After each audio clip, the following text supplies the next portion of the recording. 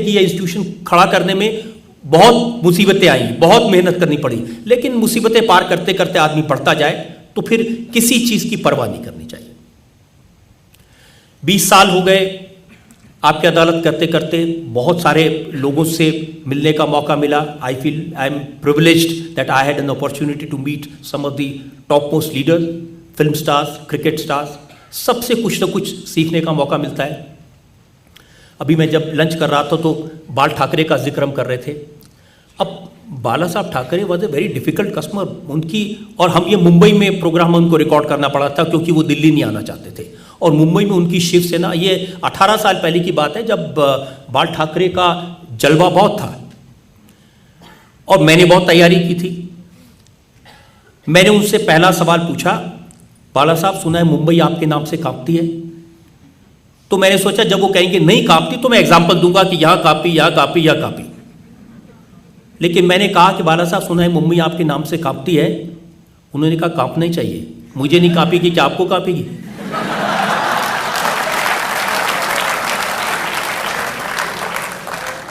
मैंने उनसे कहा कि देखिए मंदिर बने का आप नारा लगा रहे हैं, मंदिर के नाम पर खून बह रहा है, लोग मर रहे हैं, तो क्या भगवान राम खुश होंगे? कहा कि भगवान राम से आप पूछ लो, लेकिन मैं तो खुश होऊंगा। कैंडिड और इतने उनके ऐसे जवाब थे जो कोई एक्सपेक्ट नहीं कर सकता था। किसी चीज का वो सीधा जवाब नहीं दे रहे थे, टेढ़ा जवाब दे रहे थे। और रिकॉर्डिंग के दौरान फिर ऑडियंस में से एक बूढ़ी महिला थी, उन्होंने मुझे ब्रेक के दौरान बुलाया और मुझे कहा कि बेटा हम तुम्हें बहुत प्यार करते हैं, तुम इतना अच्छा काम कर रहे हो, इतने लोगों को एक्सपोज कर रहे हो, तो इनसे तो आप मत पूछो, अब बस बंद कर दो। मैंने पूछा क्यों? उन्होंने कहा कि तुम जिस तरह के सवाल पूछ रहे हो ये शिव सैनिक तुम्हें मरवा देंगे, यहां से वापस जिंदा दिल्ली नहीं जाने देंगे। लेकिन मुझे बाबूजी की ट्रेनिंग थी कि डरना नहीं है। मैं वापस जब शो शुरू किया तो मैंने कहा कि बाला साहब बहुत सारे लोग हैं जिनको ये लगता है कि अगर मैं आपसे ज़्यादा सख्त सवाल पूछूंगा तो फिर मैं यहां से जिंदा वापस नहीं जाऊंगा। तो उन्होंने कहा अरे ऐसा कैसे कहते हो, जिंदगी में पहली बार तो शेर को शेर मिला है, तो खुद हिम्मत से पूछो, कोई बात नहीं।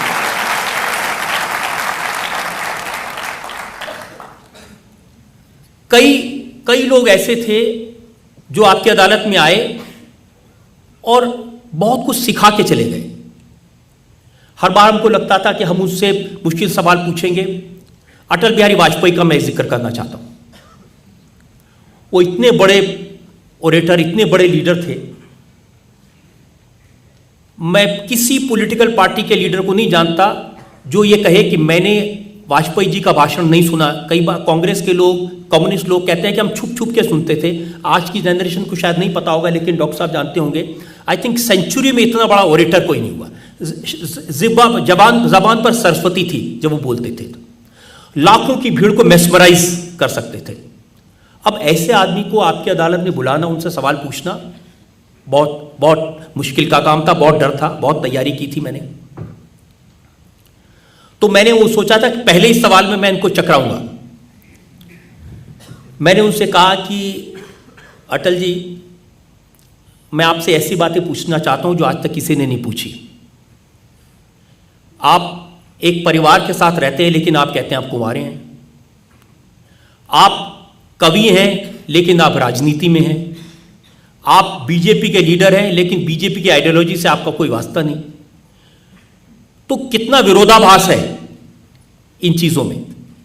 मुझे लगा बड़ा मुश्किल होगा उनके लिए जवाब देना। उन्होंने कहा अरे साहब आप क्या बात कर रहे हैं, हमारे माता पिता ने हमारा नाम रखा था अटल बिहारी। मैं अटल भी हूं और बिहारी भी हूं। मैं एक जगह टिका भी रहता हूं और घूमता भी हूं। ये हमारा, जब नाम में ही विरोधाभास है तो काम में तो विरोधाभास हो गई। उस समय गुजरात में भारतीय जनता पार्टी के लीडर थे शंकर सिंह वाघेला। इनका आपस में झगड़ा चल रहा था और शंकर सिंह वाघेला ने, पहली बार बीजेपी के साथ ये हुआ था कि उनके 40 एमएलए को एक हवाई जहाज में भर के शंकर सिंह वाघेला खजुराहो ले गए थे। तो जब वाजपेयी जी ने कहा कि हमारी पार्टी मूल्यों की पार्टी है, हमारी पार्टी आदर्शों की पार्टी है, तो मैंने कहा हमने आपके आदर्श भी देखे, आपके मूल्य भी देखे। आपकी पार्टी के नेता एमएलए को हवाई जहाज में बिठा करके उनकी जेब में पैसे डाल के खजुराहो ले गए। कितने मूल्यों की पार्टी है आपकी? मुझे लगा आप क्या जवाब देंगे। उन्होंने जो जवाब दिया रोंगटे खड़े कर दिए। उन्होंने कहा कि कभी कभी घर में जवान मौत हो जाती है, इसका मतलब ये नहीं कि कोई मां अपने बेटे को जवान देखना नहीं चाहती। गुजरात में जो हुआ वो दुर्घटना थी, हमारी कोशिश होगी इससे दुर्घटनाएं दोबारा ना हो। वो एक पल ऐसा था, दूसरा सवाल पूछने में मुझे कुछ 30 सेकंड लगे। ऐसे ऐसे लोगों का सानिध्य मिला आपकी अदालत की वजह से, ऐसे ऐसे लोगों से बात करने का मौका मिला। अब रिसेंट आपको अगर उदाहरण दूं तो सलमान खान के बारे में यह है कि ये किसी को सीधे मुंह जवाब नहीं देते। किसी इंटरव्यू में अगर आपने देखा होगा, वो भी कम्स ऑन द स्टेज और an interview studio like a king, शहंशाह की तरह आते हैं और वो इधर उधर देखते रहते हैं, कोई सीधे जवाब नहीं देते। मुझे भी लगा था कि शायद मुश्किल होगा इनके लिए करना, लेकिन धीरे धीरे जैसे जैसे सवाल होते गए वो आ गए कब्जे में और बड़े इंटरेस्टिंग जवाब देने लगे। उन्होंने कभी भी अपना जो केस है जो राजस्थान में चल रहा है उसके बारे में नहीं बोला था। हिट एंड रन का जो केस है मुंबई में, उसके बारे, ये सब उन्होंने किया। फिर एक थोड़ी देर में उन्होंने कहा कि सर बहुत क्लास ले रहे मेरी आप सर मैं भी ज़रा आपकी थोड़ी सी क्लास। तो मैंने कहा पूछिए आप क्या पूछना है। तो उन्होंने कहा पूछना क्या है सर, और वो वहाँ से कटघरे से उठ के सामने आ गए और मुझे ये कहा ये सर बटन खोलिए सर। तो एक बटन, दूसरा बटन खोलिए सर नीचे बैठिए सर। बैठ गए और कहा कि सर पुशअप करने हैं। तो उनके साथ 20 पुशअप किए और फिर कहा सर बहुत तगड़े हैं आप सर, मैं तो वापस जा रहा हूँ।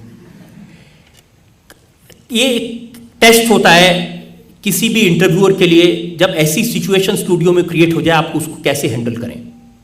अभी जब मैं आपके फैकल्टी के लोगों से बात कर रहा था तो किसने मुझे कहा कि बहुत सारे जो इंटरव्यू करते हैं लोग वो बड़ी सख्ती से सवाल पूछते हैं।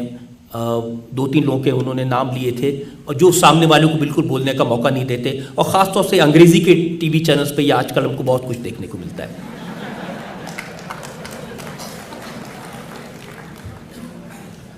मैं ये मानता हूँ कि हमारी जो संस्कृति है, हमारी जो कल्चर है, हमारे जो इथॉस है वो रिस्पेक्ट के इथॉस हैं। हमारी जो वैल्यूज़ हैं वो सामने वाले को सम्मान देने की विधा है। हम बदतमीजी करके, सामने वाले को नीचा दिखा करके, हम सामने वाले को दिखा कर कि हम कितने बड़े चैंपियन हैं, हम कितने बड़े अच्छे सवाल पूछ सकते हैं, और दूसरे का जवाब नहीं सुना करके बड़े नहीं बन सकते। ये हमारी कल्चर, वेस्टर्न कल्चर में ही होता है। वहाँ जो बड़े प्रोग्राम हैं, हार्ड टॉक है, इस तरह के जितने प्रोग्राम हैं, 2 तरह के शोज़ वहाँ होते हैं। यहाँ तो बहुत ही क्रूर तरीके से सवाल पूछे जाते हैं सामने वाले से, या फिर सामने वाले का मजाक उड़ाया जाता है, वहाँ पर कॉमेडी शो होते हैं। ये दोनों चीज़ें हमारे टेलीविज़न के लिए, हमारे विधा के लिए ये ठीक नहीं है। हमारे में संस्कृति में सिखाया गया है सामने वाले का सम्मान करना। मैं जब आपकी अदालत का शो करता हूँ उससे पहले जो ऑडियंस होती है, मैं ऑडियंस से एक ही बात कहता हूँ कि ये लोग आपकी अदालत में आए हैं, ये कटघरे में बैठे हैं, हम इन पर इल्ज़ाम लगा रहे हैं। इसका मतलब ये नहीं कि इन्होंने कोई अपराध किया आज हम इनको फांसी पे लटका देंगे। ये एक विधा है, सवाल पूछने का तरीका है। और मैं ऑडियंस से ये कहता हूँ कि आप जो भी पूछें आदर से, अदब से, रिस्पेक्ट से पूछें और सामने वालों को अपनी बात कहने का पूरा मौका दें, क्योंकि व्यूअर तो उसकी बात सुनने आया है। और हम ये कोशिश करते हैं, मैं डॉक्टर विद्या को बता रहा था कि 20 साल में हर बार जितने भी पर्सनैलिटीज आए हैं, बड़े लोग, जो भी छोटे लोग, जैसे भी लोग आए हैं, मैं उन पर्सनैलिटी से एक बात कहता हूं कि इस प्रोग्राम में मैं आपसे हर तरह के सवाल पूछूंगा, मैं आपसे पर्सनल भी कभी कभी सवाल पूछ लूँगा, लेकिन रिकॉर्डिंग के बाद में अगर कोई चीज़ ऐसी लगे जहां आपको लगे कि मैंने ज़्यादती की है, कहीं आपको लगे कि ये चीज़ आपने जवाब दिया वो ठीक नहीं था, समाज के लिए, सोसाइटी के लिए, देश के लिए कोई चीज़ आपके लिए ठीक ना हो, आप किसी चीज़ को एडिट करवाना चाहते हैं, यह आपका अधिकार है, आप मुझे बता दीजिए।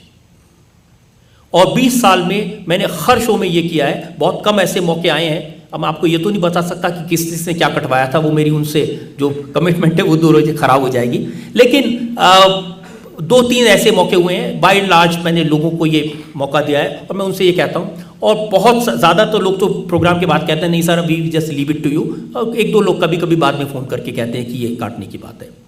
एक मैं आपको उदाहरण बता सकता हूँ, विश्वनाथ प्रताप सिंह उस समय देश के प्राइम मिनिस्टर थे और उन्होंने ये आरक्षण लागू किया था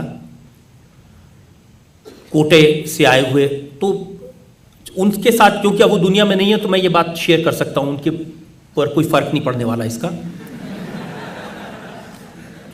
ऑडियंस में किसी ने उनसे पूछा कि आप ये जो कोटे से जो डॉक्टर आते हैं, जो इंजीनियर आते हैं, ये लोग तो कॉम्पिटेंट नहीं होते, अब उसके बनाए हुए इंजीनियर का पुल टूट जाएगा, वो डॉक्टर किसी का गलत इलाज कर देगा, तो ऐसे प्रोफेशंस में कोटा नहीं होना चाहिए। बहुत लोगों में आग थी, यूथ यंगस्टर थे, उन्होंने उसको बहुत डांटा उस नौजवान को और कहा कि ये आपकी ये जो मानसिकता है इसी की वजह से ये प्रॉब्लम पैदा हुई है और इसी की वजह से इन लोगों में ये हीन भावना पैदा होती है। तो मुझे ज़रा अच्छा नहीं लगा कि उन्होंने किसी ऑडियंस को डांट दिया। मेरे लिए ऑडियंस सबसे बड़ी होती है, मैं तो ऑडियंस को भगवान मानता हूँ, ऑडियंस की वजह से हम लोग हैं। तो फिर मैंने कहा ज़रा आज इनको, तो मैंने कहा राजा साहब आपके जो डॉक्टर्स हैं जो आपका इलाज कर रहे हैं उनकी लिस्ट मेरे पास में है, एक चौबे जी हैं, एक चतुर्वेदी जी हैं, एक सिंह साहब हैं, एक भी कोटे से आया हुआ डॉक्टर नहीं है। तो आप अपना इलाज क्यों नहीं कराते कोटे से आए हुए डॉक्टर से? तो उन्होंने, इनके हाथ में कागज़ थे, उन्होंने वो फेंक दिया, गुस्सा हो गए। उन्होंने कहा कि अब मैं ऐलान करता हूं कि अब अपना इलाज कराऊंगा तो कोटे के डॉक्टर से कराऊंगा, नहीं तो नहीं कराऊंगा। प्रोग्राम के बाद में फिर शाम को उनकी पत्नी ने मुझे फ़ोन किया, उन्होंने मुझे कहा कि भाई वो बहुत अपने डॉक्टर्स को फ़ोन कर करके मना कर रहे हैं, उनकी तबीयत ठीक नहीं है, उनका नुकसान हो जाएगा। तो मैंने उनसे कहा कि आप उनसे कहिए कि चाहे ये कि, और उस माहौल में ये बहुत बड़ी बात थी उनका ये कहना, बहुत बड़ी खबर बन सकती थी, but I decided, I said नहीं, आप उनसे कहिए कि मैं ये चॉप कर दूंगा, जैसा उनका इलाज चल रहा है चलते रहे। तो वो ऑडियंस का क्वेश्चन और वो मेरा जो सवाल था, उनका जो आंसर था, वो मैंने काटा। कम ऐसे मौके होते हैं, लेकिन इसका मैसेज ये है कि हम जिससे इंटरव्यू कर रहे हैं, जिससे बात करें, चाहे वो स्टूडियो में इंटरव्यू कर रहे हैं, चाहे एज ए रिपोर्टर किसी को जाके बात कर रहे हैं, उसका विश्वास तो जीतने की ज़रूरत है। उसको ये तो भरोसा होना चाहिए कि जो आदमी मेरे पास इंटरव्यू करने के लिए आया, सवाल पूछने के लिए आया, वो मेरे से किसी तरह की बेईमानी नहीं करेगा। इन सब चीज़ों से जब सफलता मिलती है, जब नाम होता है, तो फिर कहीं ना कहीं मैंने देखा है कि हमारे जो साथी पत्रकार हैं, एडिटर्स हैं, टीवी चैनल्स के जो प्रेजेंटर्स हैं, एक कहीं थोड़ा बहुत अहंकार भी आ जाता है। हम एजेंडा सेट करेंगे, हम देश चलाएंगे, हम बताएंगे क्या होना चाहिए, मैं इसको ठीक नहीं मानता। आप जर्नलिज्म के स्टूडेंट्स हैं, कम्युनिकेशन के स्टूडेंट्स हैं, कभी भी अपने मन में, इस फील्ड में होने से आपको ताकत बहुत मिलती है। आप लोगों के मन को, दिमाग को इन्फ्लुएंस कर सकते हैं, प्रभावित कर सकते हैं। लोग आपको बहुत बड़ा मानने लगते हैं। बड़े बड़े लोग, चाहे वो इंडस्ट्रियलिस्ट हो, चाहे वो उद्योगपति हो, चाहे वो नेता हो, वो आपको सम्मान देने लगते हैं। लेकिन इसका मतलब ये नहीं कि आपके मन में अहंकार आ जाए कि हम तय करेंगे। हमें बचपन में बाबूजी ने सिखाया था, विद्या ददाति विनयम विनयात याति पात्रताम पात्रत्वा धर्माप्नोति धन अधर्मम ततः सुखम। विद्या इसलिए कि उससे विनय आएगा, विनय से पात्रता, विनय जब आएगा, जब नम्रता आएगी तो उससे योग्यता आएगी, योग्यता से धन आएगा, धन से धर्म मिलेगा, उससे सुख मिलेगा। तो कभी भी अपने मन में सफलता का, मीडिया की ताकत का अहंकार ना आने दें। जितने विनम्र आप रहेंगे उतनी आपकी ताकत बढ़ेगी, जितने आप झुकेंगे उतना आपको और सम्मान मिलेगा। जो भी लोग इस फील्ड में आए, जिन्होंने अपना अहंकार साबित करने की कोशिश की, जिन्होंने ये दिखाने की कोशिश की हम तय करेंगे, मैं तो प्राइम मिनिस्टर को गिरा सकता हूं, मैं तो इस चीफ मिनिस्टर को उड़ा सकता हूं, जिसने ऐसा किया वो सफल नहीं हुआ। ये हमारा काम नहीं है। लेकिन कोई अधर्म करे, कोई पाप करे, कोई बेईमानी करे, तो उसको छोड़ना भी नहीं। अगर कोई आसाराम बापू संत बनके किसी के साथ बलात्कार करे, जमीन पर कब्जा करे, जो उसको एक्सपोज करे, उस मीडिया पर हमला करे, ऐसे व्यक्ति को छोड़ना नहीं, अपनी पूरी ताकत लगा के समाज में, समाज के सामने एक्सपोज करना चाहिए, बगैर इस बात की परवाह किए कि उसके 3 करोड़ फॉलोअर हैं या 4 करोड़ फॉलोअर हैं। अगर आप कम्युनिकेशन की फील्ड में हैं, चाहे एडवर्टाइजिंग में हो, चाहे जर्नलिज्म में हो, अपने मन में यह तय कर लीजिए कि जो लोग समाज का नुकसान करते हैं, जो लोग साधु का भेष रख करके कुकृत्य करते हैं, इन लोगों को सबक सिखाने का काम हमारा है। जो लोग जिन्हें जनता चुनती है नेता बनकर के जो करप्शन करते हैं, जो समाज को लूटने का काम करते हैं, उनको एक्सपोज करने का काम। आज जब मैं आ रहा था तो फ्लाइट में एक सज्जन मेरे साथ बैठे थे, तो उन्होंने पूछा कि आपको क्या लगता है कि कहां कहां करप्शन है। मैंने कहा कहां कहां करप्शन है, कहां नहीं है। पहले करप्शन शुरू हुआ था लैंड अलॉटमेंट में, लैंड यूज चेंजेस में, जमीन पर। उसके बाद करप्शन आया माइनिंग में, खदान में, किसको अलॉट करना है, किसको कोयले की माइन देनी है। इसके बाद करप्शन आया आसमान में, स्पेक्ट्रम में। तो मैंने कहा कि जल, थल, आकाश तीनों में भ्रष्टाचार है, और इसलिए आप जिस चुनौती का सामना करेंगे अपने जीवन में, आपको धरती के नीचे भी लड़ना है, धरती पर भी लड़ना है, और आकाश में भी लड़ना है।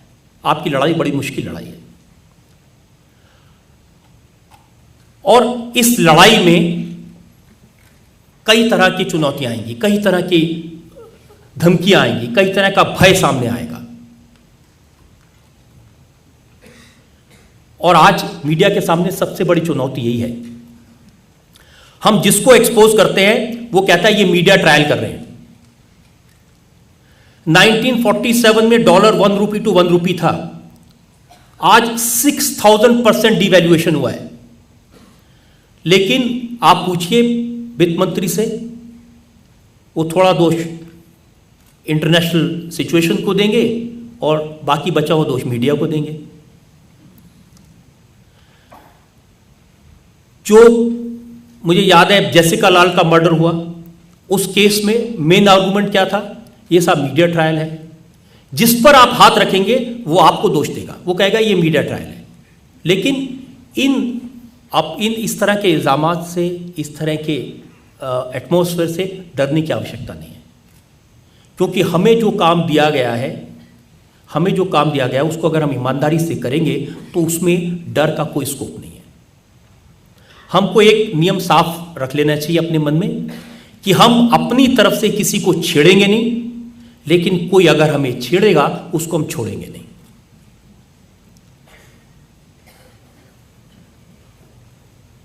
मैं सिर्फ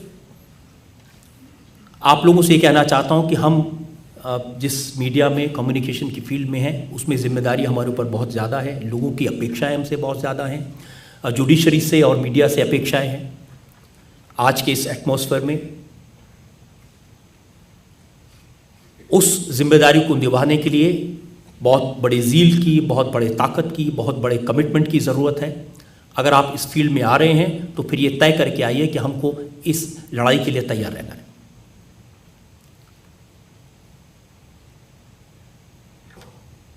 एक मैं आपसे छोटा सा निवेदन भी करना चाहता हूं, जिससे पहले कि आप मुझे सम वॉइसेस की अदालत में खड़ा करें और सवाल पूछें। आप लोग जीवन में बहुत सफल होंगे, बहुत बड़े बनेंगे, बहुत पैसा कमाएंगे, नाम कमाएंगे। अगर आपको लगे कि आप समर्थ हैं तो कभी किसी एक ऐसे विद्यार्थी को जिसे मेरी तरह यूनिफॉर्म किसी ने दान में दी हो, स्कूल की फीस किसी स्कॉलरशिप से मिली हो, खाने के लिए किसी ने पैसा दिया हो, ऐसे विद्यार्थी को जिसको रेलवे स्टेशन पर पढ़ना पड़ता हो, जिसके पास नहाने के लिए पानी ना हो, ऐसे एक विद्यार्थी को अपने पूरे जीवन में मदद करके सिम्बोसिस जैसे किसी अच्छे इंस्टीट्यूशन में भेज दीजिएगा, मुझे लगेगा मेरा आपसे बात करना सफल हो गया।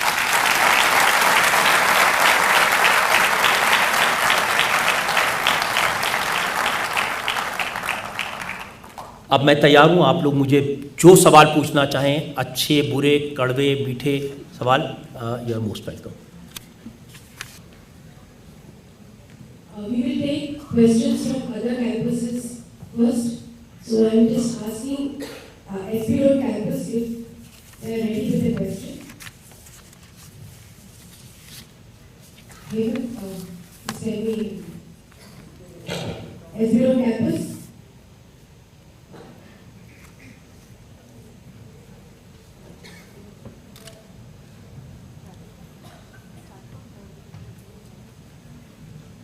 Okay. Good evening, sir.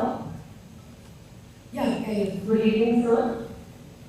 I'm a student from Symbiosis Institute of Health Sciences, and I'm studying MBA HM over here.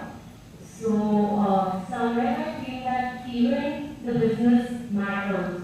How important, sir, do you think did it matter to you when you started the show? As you said, there were a lot of problems, and how do you manage to keep up the show till now and still going along with the TRPs? Do they matter? Are they very important? Thank you. I think your question is related to the commercial aspect of business, that how can you keep both the business and journalistic ethics together? This is what you are asking? Yes, Is that the question? Yes, yes. I'll tell you from my own experience, and I'll be very honest, very frank, since there are students, all over the country. Let me just be straight with you. I won't lie. When we started India TV, I had no money of my own. We went to banks, we got some loans, and some friends showed their properties. Whatever property I had, we put all this as a collateral. And India TV was a very idealistic channel. We had Madhu Kishwar to do women welfare, we had Menaka Gandhi to do animal welfare, we had Anita Sharma to do the rural development stories. We had everything possible that is there in the book which people would expect. No crime, no sensation, absolutely honest, straight news, and completely dedicated to the society. Everyone told me, wonderful, this is what people expected from you. Wherever I would go, sir, fantastic channel. But when I asked for an ad, he said, but sir, nobody is watching this. It was a big challenge. But I thought, no problem at all. I have not learned this. I said, maybe people don't know. For a year, we ran like this. 2 years, we ran like this. 3rd year, there was no money to pay salaries. Whatever property I had to sell it off to pay salaries. Then my wife's jewelry was sold to pay salaries. A situation had come, there was 2 options before me. Either I close it down or I sell it off. Because I realized that, look, I can't be an entrepreneur. I am a journalist, I am doing my job, but I can't sell it. And that night, I slept with this mind that there was an offer from one media group to buy this, and tomorrow morning I'll go and sign this. But one thought came to my mind. So there are 500 people working in this channel. They did not come to work with that media group where I'm going to sell. They had come to work with me. And if I fail, they will all have this in their mind all their life that they also failed. I'm responsible towards them. I couldn't sleep all night. Next morning, I thought, all right, I will make some compromises and I will make this into a commercial success as well. I convened a meeting. I asked my editorial team, I said, which are the shows on other channels which are getting high ratings? So they said, sir, the topmost rated show is called Kal Kapal Mahakal. It was on Zee News. I said, all right, write this. This was a show on Tantra Vidya. Show number 2 is called Sansani. It was a crime show on Star. I said, all right, number 2. Third, a show called Khauf. It is a show on Bhoot Pret. And this is on Aaj Tak. All these channels were top rated channels before us. And there was a show called CID on NDTV. So these were the shows which were getting them ratings. So I asked my team, I said, to survive, can we do some compromise? So they said, sir, whatever you decide, if you compromise, we'll also compromise. I said, every half hour, you leave your morals and your mind in some locker.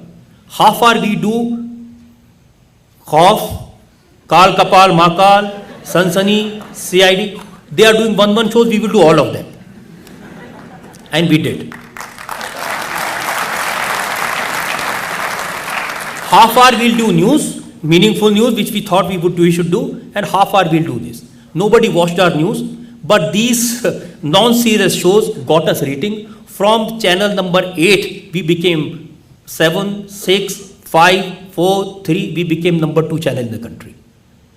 We were getting, the advertising was pouring in, people were queuing up, we were getting huge rates, and we could repay the loans. Every week we gave salary hikes to people. Every